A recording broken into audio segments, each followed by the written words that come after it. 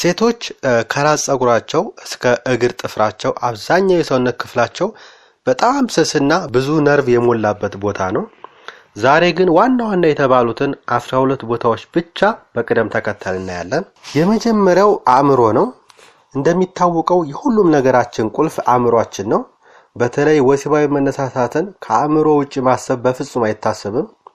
ስለዚህ ወንዶች ወሲባዊ ጨዋታ ከመጀመራችሁ በፊት የሴቷን አእምሮ ባንድም በሌላም ማንበብ ይጠበቅባቸዋል። ሴቷ ላይ ድካም ካለ፣ ጭንቀት ካለ፣ ህመም ካለ ወይም ደግሞ ላንተ ያላትን ፍላጎት ከፊቷና ከቀሪ ሰውነት እንቅስቃሴዋ ወይም ደግሞ ከአንደበቷ የሚወጡትን ቃላቶች በመስማት አእምሮዋን ማንበብ ከሁሉም በፊት ይቀድማል። ከዚያ በኋላ አእምሮዋ ፈታ የሚልበትን ደስተኛ የሚሆንበትን መላ እየፈጠርን ወደ ቀጣዩ መሄድ እንችላለን። ሁለተኛው እንዲሁም 8000 ነርቮችን በመያዝ ከቀሪው ሰውነታችን ክፍል ቀዳሚ የሆነው ወሳኝ ቦታ ቂንጥር ነው። ሴቷ ለወሲባዊ መነሳሳት አእምሮአዊ ዝግጁነት ካሳየች በኋላ በፍጥነትና በቀላሉ የወሲባዊ እርካታ ጫፍ ላይ እንድትደርስ በማድረግ ተወዳዳሪ የለውም። ይህ ማለት ግን ቀድማችሁ ቂንጥሯን መንካት አለባችሁ ማለት አይደለም። የትኛውን ቦታ ቀድማችሁ መንካት እንዳለባችሁና እንደሌለባችሁ በሌላ ቪዲዮ መለስበታለሁ። ሶስተኛው ሴቶች ወሲባዊ እርካታ ላይ እንዲደርሱ የአንበሳውን ድርሻ የሚጫወተው ብልት ነው። በሴት ብልት አካል ላይ ብዙ ነርቭ የሚገኝባቸው 3 ዋና ዋና ቦታዎች አሉ። የውስጠኛው ከንፈር፣ የውጭኛው ከንፈርና ከውጭ ወደ ውስጥ 3 ሴንቲሜትር ስትገቡ በፊተኛው ግድግዳ ላይ የምስር ፍሬ የምታክል ወሳኝ ቦታ አለች። ስለዚህ እነዚህን 3 ቦታዎች በአግባቡ በማጫወት ሴቷ ጀነትን ተሳልማ እንድትመጣ ማድረግ እጅግ በጣም ቀላል ነው። አራተኛው ቦታ ጡት ነው። ጡት በተለይ የጡት ጫፍ ብዙ ነርቮች የሚገኙበት ቦታ በመሆኑ ብዙ ሴቶች ይህ ቦታ በወንዶች ሲነካባቸው እንደ ኤሌክትሪክ ይነዝራቸዋል። አምስተኛው ቦታ ከንፈር ነው። ከንፈር ብዙ ነርቮች ያሉበትና በግልጽ የሚታይ ቦታ ነው። መሳሳም ወሲባዊ መነሳሳት እንዲኖር ከማድረጉ በተጨማሪ የጥንዶች ግንኙነትንና ፍቅርን በማጠንከር ትልቅ ሚና አለው። ስድስተኛው ቦታ የውስጠኛው የእግራችን ታፋ ክፍል ነው። ይህን ክፍል መንካት ወሲባዊ መነሳሳት እንዲኖራት ከማገዙ በተጨማሪ እግሯን እንድትከፍት እንደዚሁ ያግዛል። ሰባተኛው ቦታ ብብትና የውስጥ እግር ነው። ይህ ቦታ በጣም ስስና ብዙ ነርቮች የሚገኙበት ቦታ ስለሆነ በስሱ ሲነካ ወይም ደግሞ ሲኮረኮር እንዲስቁ ከማድረጉ በተጨማሪ ወሲባዊ መነሳሳትን ይፈጥራል። እንደዚሁም ሰውነታቸው ዘና ብሎ እንዲፍታታ እንደዚሁ ያደርጋል።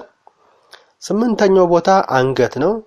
አንገት በብዙ ነርቮች የተከበበ ቦታ ስለሆነ በስሱ ሲነካ ወሲባዊ መነሳሳትን እንደዚሁ ይፈጥራል። 9ኛው ቦታ ጆሮ ነው። ጆሮ ብዙ ሴንሰሪ ነርቮች ስላሉት በስሱ ሲነካ ወይም ደግሞ ሲሳም ልክ እንደ ውስጥ እግር እያሳሳቀ ወሲባዊ መነሳሳትን እንዲኖር ያደርጋል። 10ኛው ቦታ ዳሌ ነው። ብዙ ወንዶች አይናችን ቀድሞ የሚያርፈው ዳሌ ላይ ሲሆን ጫን እያደረጉ መነካካት ለሴቶች ልዩ ስሜትን ይፈጥራል። 11ኛው ቦታ እግርና እጅ ነው። የሴቶችን እግርና እጅን በለስላሳው መነካካት ግንኙነትን ከማጠንከሩ በተጨማሪ የሴቶችን ልብ በመክፈት ወሲባዊ መነሳሳትን እንደዚሁ ይፈጥራል። 12ኛው እና የመጨረሻው ቦታ ሆድና ጀርባ ነው። ይህን ቦታ በስሱ ሳይበዛ መነካካት ለብዙ ሴቶች ልዩ የሆነ መነቃቃትን በመፍጠር ወሲባዊ መነሳሳትን ይፈጥራል።